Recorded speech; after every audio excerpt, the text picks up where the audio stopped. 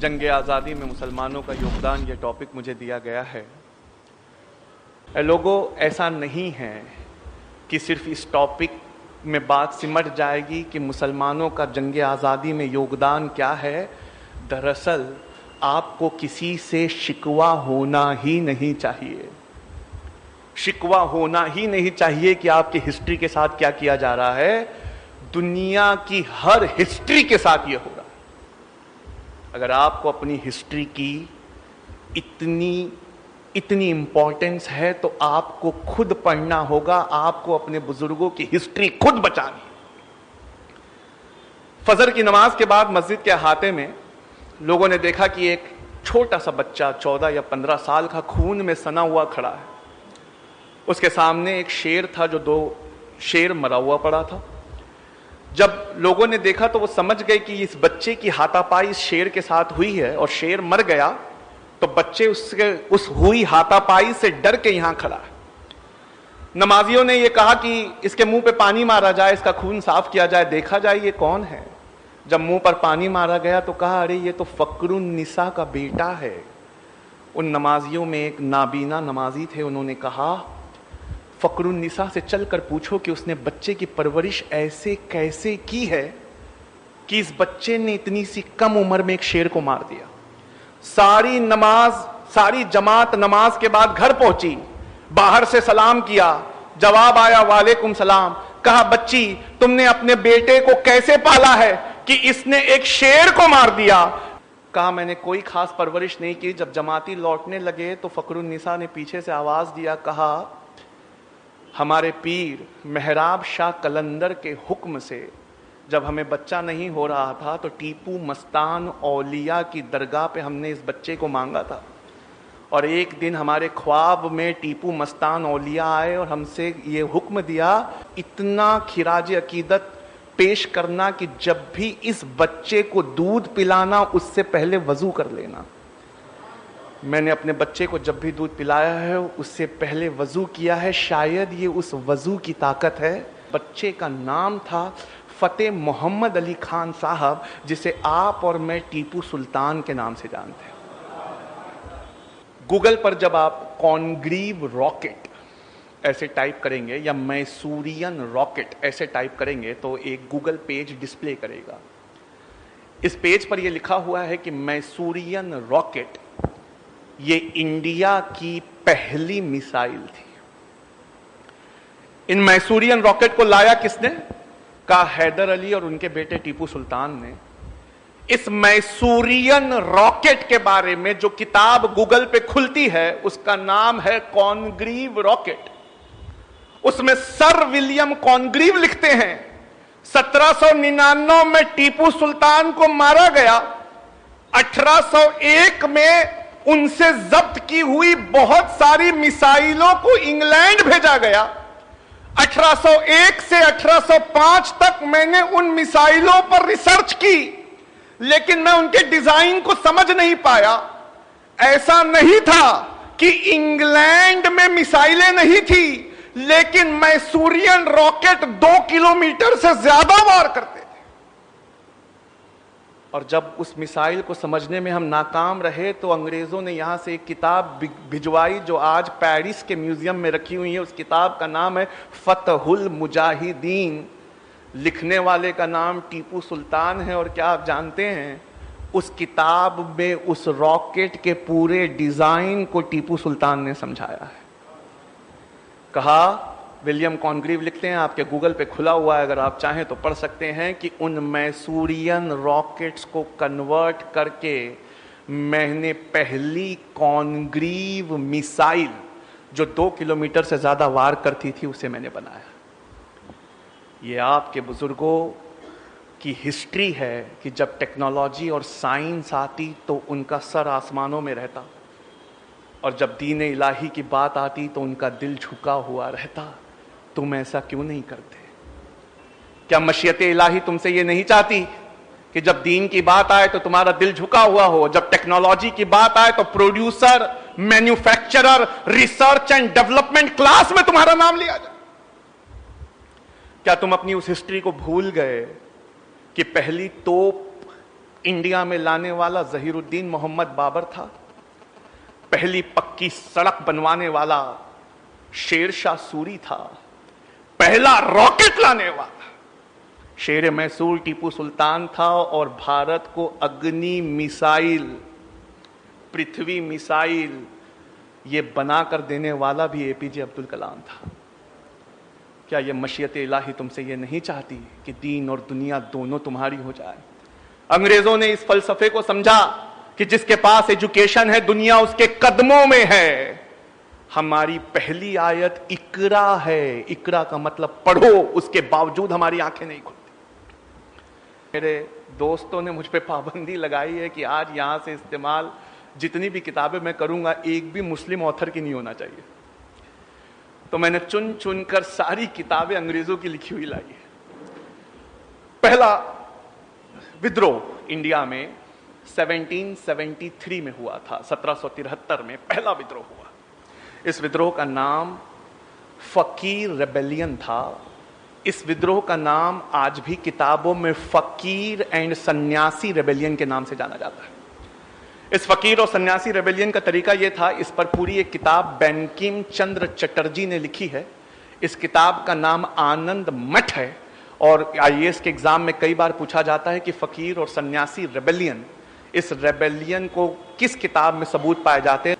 इसमें सन्यासी, साधु संत और सूफी ये करते कि कंधे से कंधा मिलाकर एक बड़ी भीड़ के साथ अंग्रेजों के गोडाउन तक जाते। उस समय भूखमरी चल रही थी, पर गोडाउनों में अनाज भरा हुआ था। उस गोडाउन के अनाज को तोड़कर गरीब हिंदू और मुसलमानों में बांट देते। आर्कियोलॉजिकल सर्वे ऑफ इंडिया के मौजूदा डायरेक्टर हैं, उनका नाम मेरे पास है, आनंद भट्टाचार्य। इन्होंने 2013 में एक किताब लिखी है। मैं उस किताब में से एक लाइन पढ़ना चाहता हूं आपके सामने। वो अपनी किताब में लिखते हैं कि बंगाल और बिहार के घने जंगलों का फायदा लेकर सन्यासियों और फकीरों ने इस बगावत को 50 साल तक जारी रखा। LSS O'Malley, ये अंग्रेज ऑथर हैं, इन्होंने लिखा है history of Bengal, Bihar and Orissa, page number 88, 85 और 86 में पढ़ रहा हूं। In 1763, Muslim fakirs revolted under the leadership of Majnu Shah फकीर। पहली बगावत, उसका पहला लीडर, उसका नाम लिख रहे हैं अंग्रेज, मजनू शाह फकीर। आगे की लाइन में लिखते हैं, द सन्यासी leader Bhavani Pathak was his close associate, उसका बहुत गहरा दोस्त था। After the death of Majnu Shah के मर जाने के बाद मूसा शाह, चिराग अली, नूरुल मोहम्मद, इन्होंने इस बगावत को 1803 तक जारी रखा। यानी ये वो दिन थे जब कंधों से कंधा मिलाकर ह और म, जिसको मिला दो तो हम हो जाता है, यानी हिंदू और मुस्लिम, ये कंधे से कंधा मिलाकर आजादी, जंग आजादी के लिए लड़ते थे। 1857 की बगावत, जिसे अंग्रेज बगावत कहते हैं, हम उसे 1857 की अजीम लड़ाई कहते हैं। आप जानते हैं ये लड़ाई क्यों हुई थी? गाय की चर्बी और सूअर की चर्बी कारतूसों में लगाने की वजह से बड़े पैमाने पर पूरे इंडिया में ये लड़ाई लड़ी गई। 1857 की इस बगावत में एक नाम आता है दिलावर जंग Ahmadullah Shah Madrasi. Archaeological survey of India की बुक है दिलावर जंग अहमदुल्ला शाह मद्रासी। इनके बारे में लिखा है कि ये टीपू सुल्तान के दरबारी नवाब मोहम्मद अली के बेटे थे और मेहराब शाह कलंदर पीर के कहने पर अंग्रेज़ों को अपने देश से हटाना चाहते थे। इस सिलसिले में ये दिल्ली गए और दिल्ली के बाद पटना, फैज़ाबाद, कलकत्ता और देश के कोने कोने का दौरा किया। अंग्रेज़ों के खिलाफ माहौल को इतना गर्म किया कि, सुन लीजिए, टॉपिक है जंग आज़ादी में मुसलमानों का योगदान। पहला सबसे बड़ा इनाम अगर किसी की गर्दन पे रखा गया, पहला सबसे बड़ा इनाम अगर किसी के सर पे रखा गया, तो वो 50,000 रुपये का इनाम अहमदुल्ला शाह मद्रासी के सर पे रखा गया 1857 में। पहला इनाम 50,000 रुपए का किसी के सर पर रखा गया कि जिंदा और मुर्दा लाने वाले को 50,000 रुपये दिए जाएंगे। तो उनका नाम अहमदुल्ला शाह मद्रासी है, राजा ऑफ पवई इन्होंने ये इनाम को पाया जब अहमदुल्ला शाह का सर काट कर इन्होंने अंग्रेज़ों को दिया। तो एक अंग्रेज़ का बयान मेरे पास दर्ज है, मैं इस बयान को आपको सुनाना चाहता हूँ। यहाँ लिखा है, ये उस इंसान का सर पड़ा है जो आज तक का हमारा सबसे ताकतवर दुश्मन था।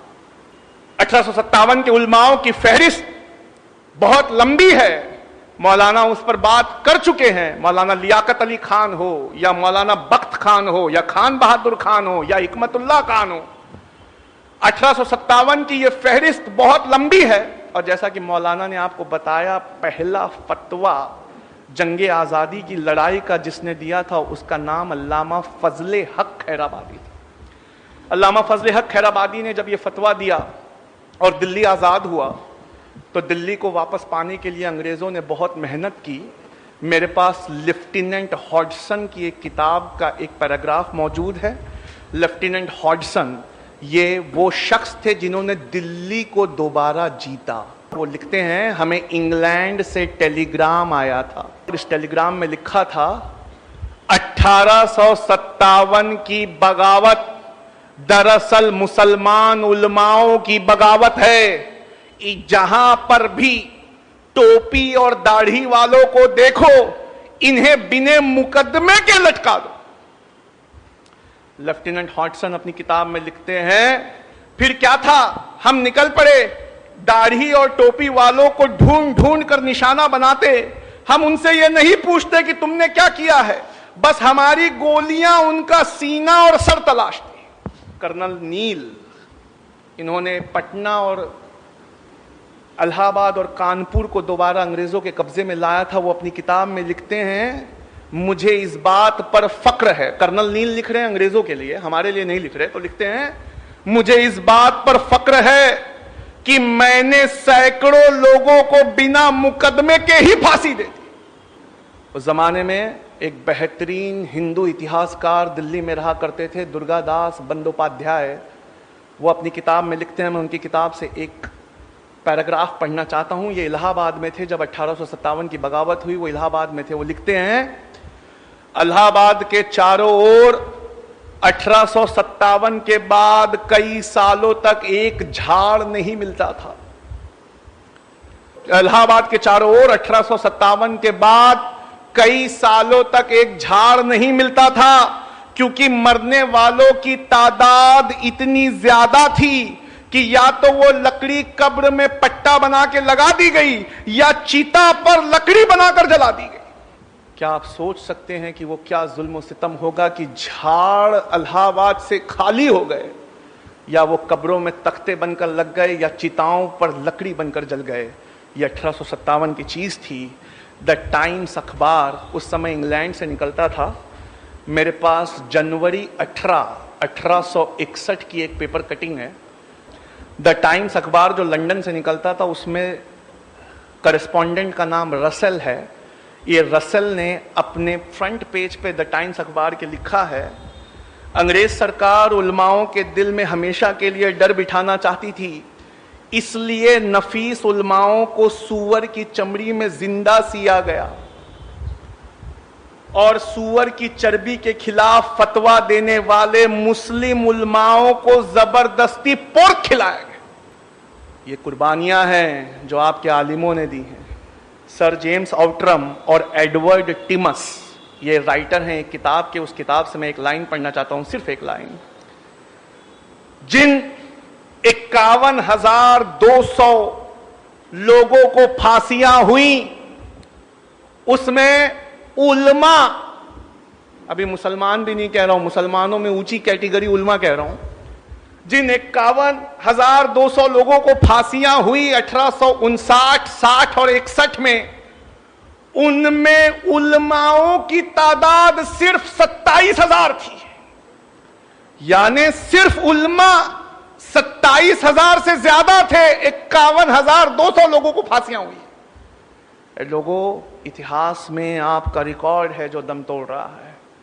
ग्रोवर एंड ग्रोवर की एक बुक है, उसमें वो लिखते हैं, भगत सिंह को एक अंग्रेज ने पूछा, भगत सिंह ये एक ऐसी शख्सियत है, उनसे एक अंग्रेज ने, उन पर मुकदमा चल रहा था, तो भरे कोर्ट में भगत से कहते हैं, this people ruled you for more than 800 years. इन्होंने तुम पर 800 साल हुकूमत की, तुमने कभी बम नहीं फेंका।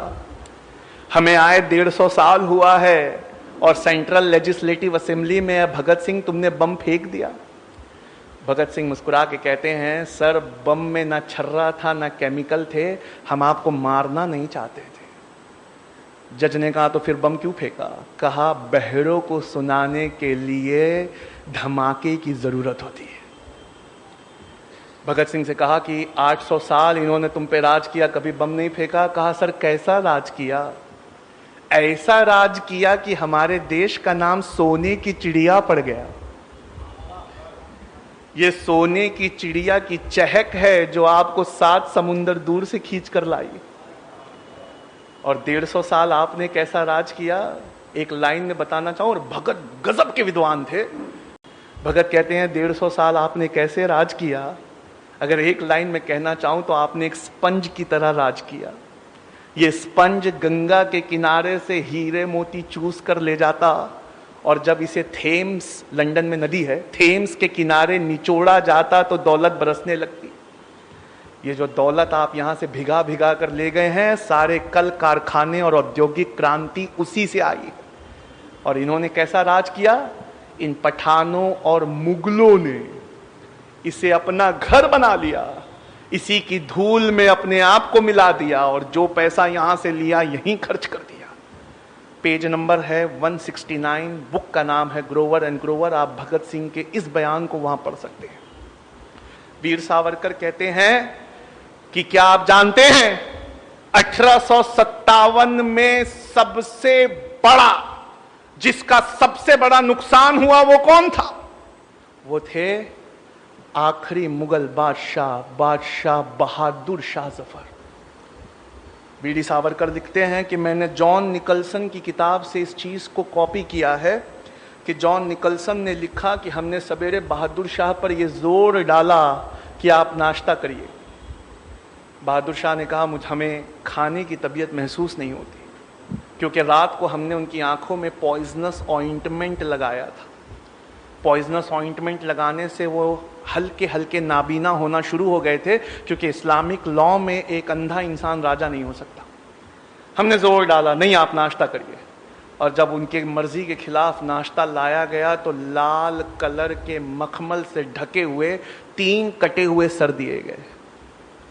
2 उनके बेटे के थे, 1 उनके पोते का था। ये जुल्म सितम जब आपने सहा है तो यह टॉपिक उठता कहां से है कि मुसलमानों का जंगे आजादी में क्या योगदान।